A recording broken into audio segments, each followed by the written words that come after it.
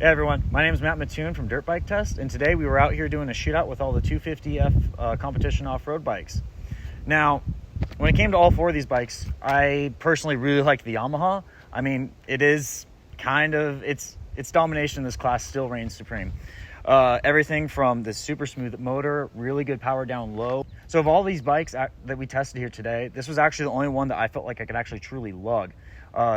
The bottom end power is really impressive with this motorcycle, and then when you go from that bottom end to the mid range and even to the top, it still seems to make power no matter where you tend to ride it. So it's a really versatile power band that comes on this motorcycle.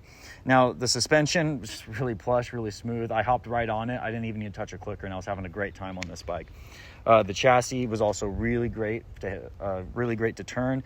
The lower center of gravity that comes with these generation of bikes is just, it's still really, really impressive as far as not feeling too heavy, too bulky, but feeling planted and still nimble.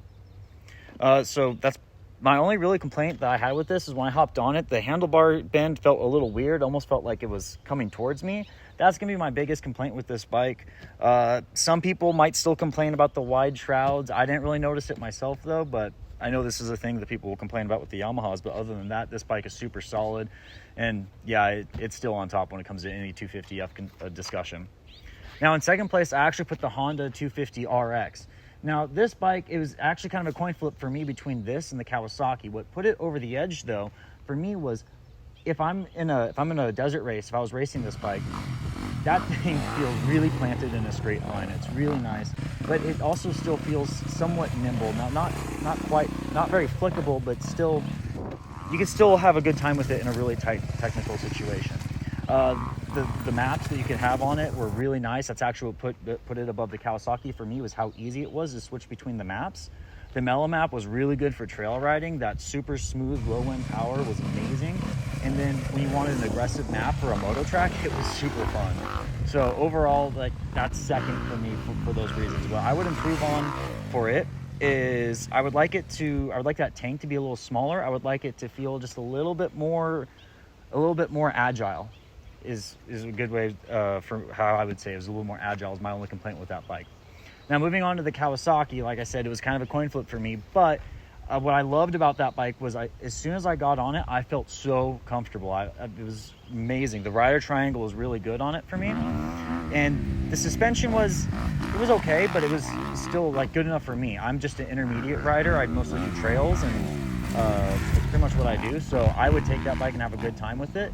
So the map that I rode with it didn't really have a whole lot of bottom end power, and you could kind of lug it. There was some torque there. It was usable at the low end, but really had to ride that bike in the mid to top end for me to have a good time with it. That's at least with the chip that I rode with it. Again, the reason why it lost out to the Honda to me is because it doesn't have the maps you can easily switch. Now in last place for me is the GasGas.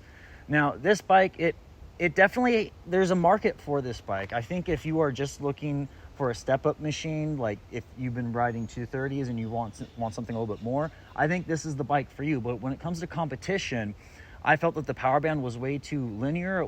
There was no hit. I couldn't really ride it comfortably in the low end or the top end or the mid range. It was kind of interesting to ride a 250F that was just kind of tuned down. So that's why when I hopped on it, and why it placed last for me, is I was really expecting a little bit more of a competition feel from the competition bike.